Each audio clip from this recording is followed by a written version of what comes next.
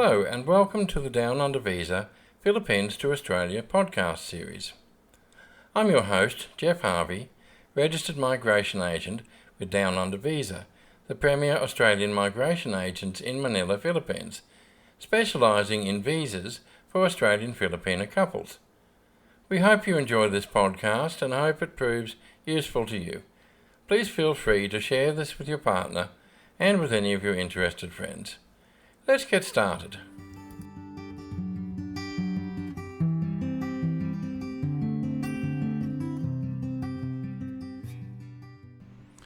Okay, today's podcast, it comes from the blog article entitled Pregnant Australian Visa Applicant from the Philippines, which is a fairly common scenario for our clients.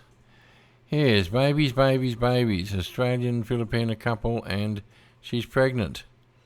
Not an exceptional circumstance, we find. Down Under Visa clients seem to be a remarkably fertile lot. Now, Australian men, as we all know, are a fairly enthusiastic lot. And the ladies of the Philippines, well, look, I suspect they could get pregnant even if you just looked at them the wrong way. So, yes, we get a lot of applicants, both at the inquiry stage and before we lodge a visa application or just after a visa application has been lodged, all saying, well, my fiancee is pregnant, my wife is pregnant, my girlfriend is pregnant, etc. So, yes, pregnant visa applicants. Well, here at Down Under Visa, yes, we seem to end up with a lot of pregnant clients.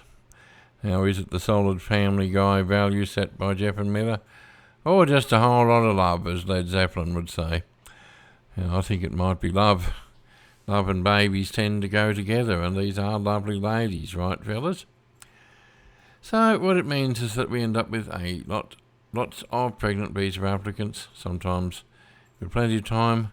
Sometimes they tell us when mum-to-be is 6 or 7 months pregnant, and this can cause issues. She's 6 or 7 months pregnant. I wanted to give birth in Australia. And I just take a deep breath and go, oh dear, okay, now I have to tell them. But of course, joking aside, we care very deeply for our clients. Pregnant mums and babies, we have a soft spot and a protective streak, as all decent people do. It's a very delicate time for mums and babies, but also for dads who want to be there and are concerned and worried and protective and everything else that goes with it.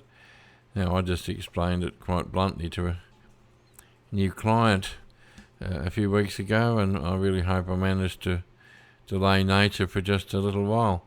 They're talking about getting a visa application and they want to get pregnant as soon as possible. And, I will explain as I go on, but I think she listened, I think he listened, and I really hope so, because, yes, we see clients putting themselves in a very stressful and fearful and insecure positions. Issues with pregnancy and visas. Visas and citizenship issues. Bureaucracy in Philippines and in Australia. These things have their own processes and agendas and are painfully inflexible. Yes, sometimes they may be pushed and budged when truly exceptional circumstances exist, but guess what? Pregnancy is not an exceptional circumstance. And I'll repeat that again. Pregnancy is not an exceptional circumstance. No, it's pretty common, as I explained above. They will not ignore rules, regulations and laws because your wife or fiancée is pregnant. They will not push your application further up the queue because baby is on the way. Many years ago, I used to ask them, I used to say, oh, look, can you prioritise this one because she's pregnant?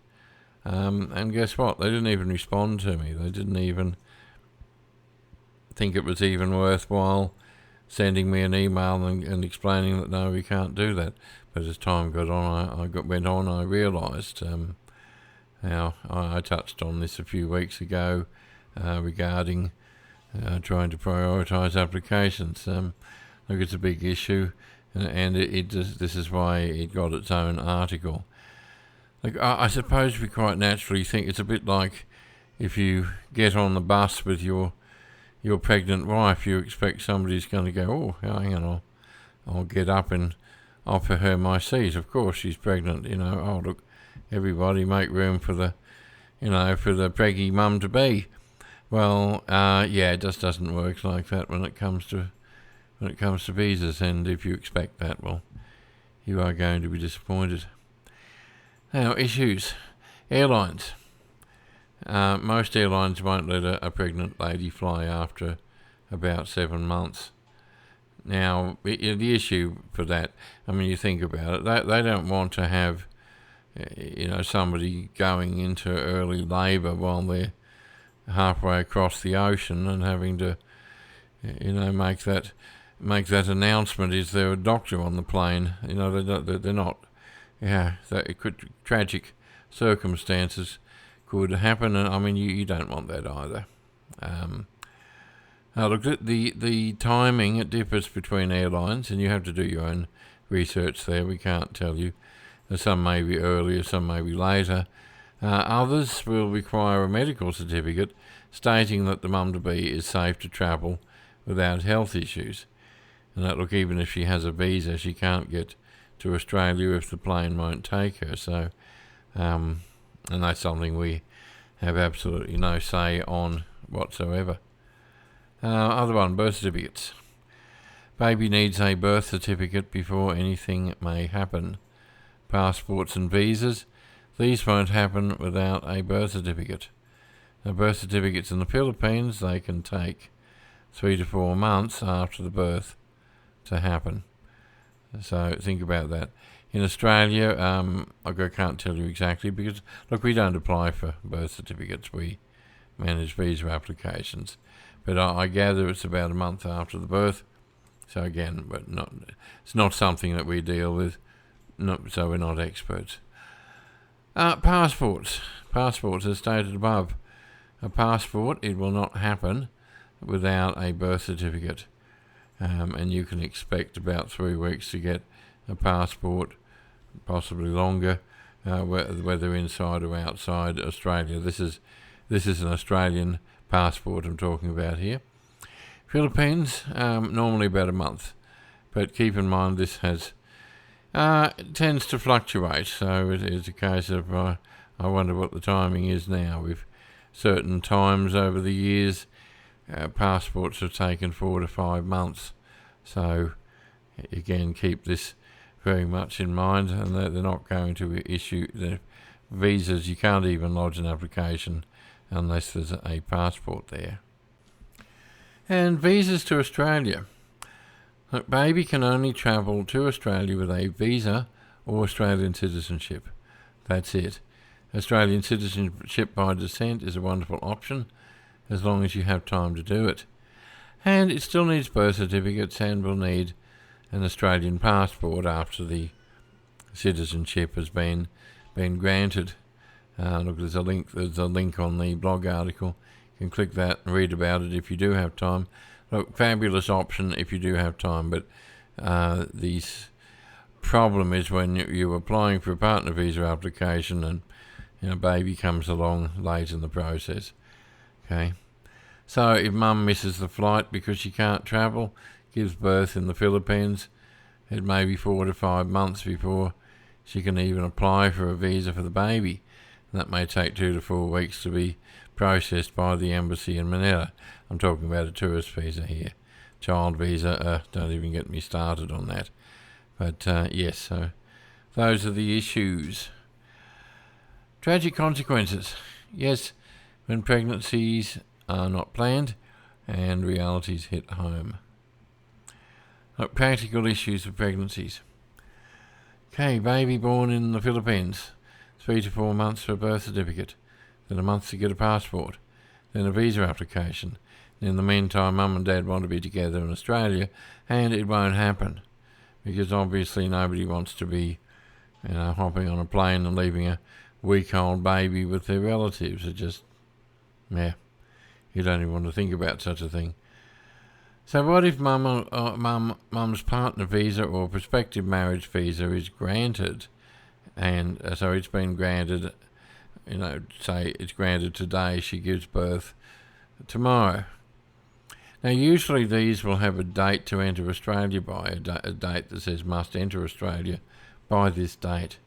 Now if the visa is granted before baby can be added because of lack of birth certificate, passport, etc., or if baby is born just after the visa is granted, as I said, then baby has no visa. Mum does, baby doesn't.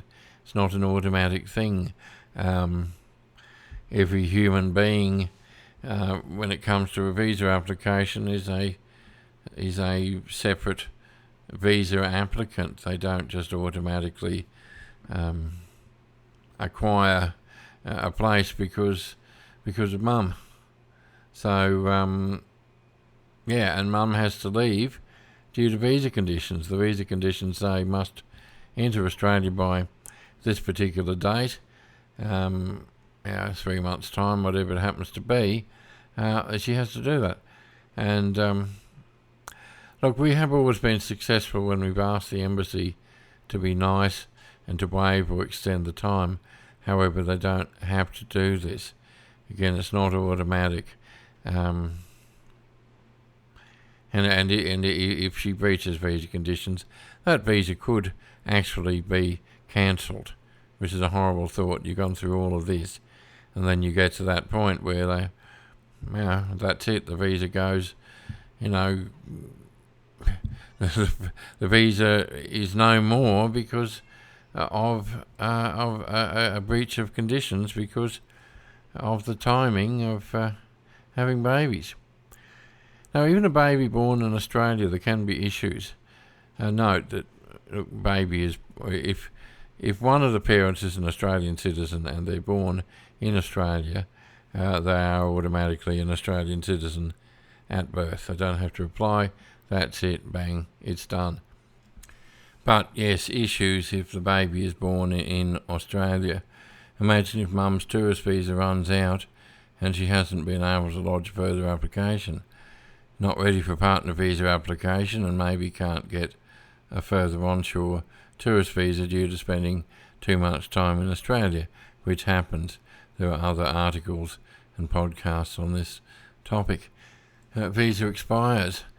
And there's a week-old baby with no travel documents. Now, I think you could see what could happen. And you will also have the issue of paying for hospital bills at full fee. If she's in Australia on a tourist visa and she gives birth in a public hospital there, it's not just automatically covered by Medicare. If she has no coverage, it could be up for about $15,000 you have to pay. Now, look, we do recommend to people to get overseas visitor health insurance. Fantastic thing to do, but it's not going to cover. It's not going to cover pregnancy, pre-existing conditions, etc. You need to be covered for several years before they cover for pregnancy. So, if she gives birth on a tourist visa in Australia, you're going to have to fork out. Something goes wrong, intensive care, all that sort of thing. Goodness me, you could be losing your house over that. So, think carefully. End result: seriously breach visa conditions, or mum says goodbye to a tiny baby for a while. Now, can you imagine many situations much worse than that? Yes, look, I've seen the Manila Embassy show some remarkable compassion and sometimes willingness to rush through citizenship applications for kids, but there are limits to their powers. They have to act within the law, and look, again, just because kindness has been shown in one particular situation, it's not something you can just assume, snap your fingers and say, hey, I'm an Aussie, that's my baby, yes sir, that's my baby. You have to do this. It doesn't work like that. So, yes, think carefully. And look, one you don't ever want to play down here are emotional factors in pregnancy. Now, have any of you ever been pregnant before, or had a pregnant wife or fiancee before. My goodness, is this ever the wrong time to be unstable? Now, pregnancy brings out primal stuff in people. Mums-to-be tend to become emotional and vulnerable. Even the toughest and most capable of ladies. Tears at the drop of a hat. Logical thought processes out the window. Not being rude here, but if you've been through it, you know it's true. And coupled with this, swollen legs and feet and aching backs and lots of bladder control. Everything crying out for stability and certainty. This is the time you want. Oh goodness, yeah. You want to be stable. Ladies get this nesting thing. Have you ever seen this when you've been with mum who's about to give birth and she starts getting around the place, cleaning and tidying and putting things away and doing all that sort of thing? It's really primal stuff, and you want to know that there's a safe place where you give birth, where you are safe. Nothing or nobody is going to turn around and say, right, you have to leave your baby behind and get on a plane and get the hell out of here. And you need to know these things aren't going to happen. That's basic in mums, and it's basic in dads to want to be very protective and to take care of mum and future baby at that particular time. Yeah, dads become very protective, often emotional too.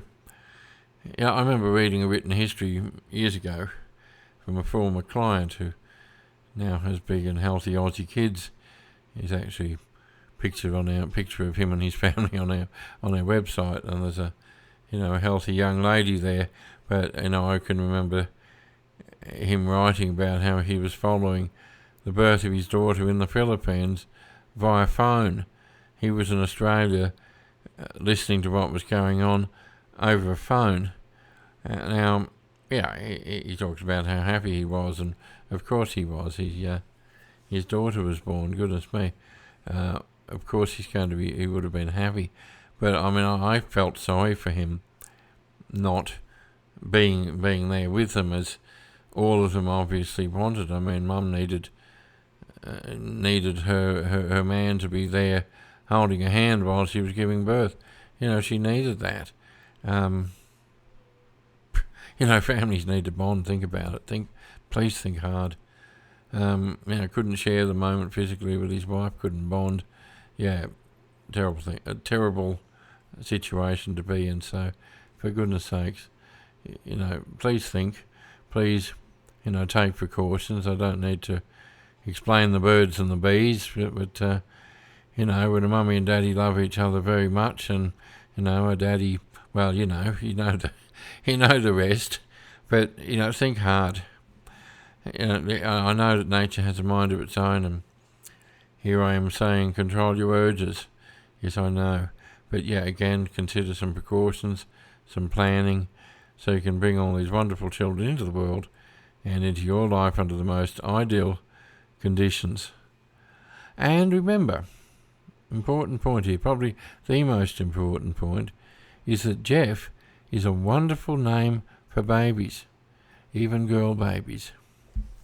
Thanks very much, and good luck with your family planning.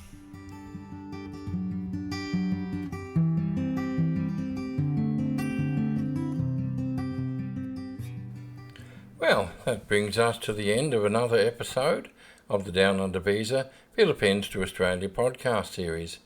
Thank you very much for joining us. We hope you enjoyed, and we hope you found this useful. Australian visas from the Philippines are not easy, and the outcome matters, as you well know. Please feel free to contact us anytime if you need some further help. And we look forward to talking to you again next time. Bye-bye.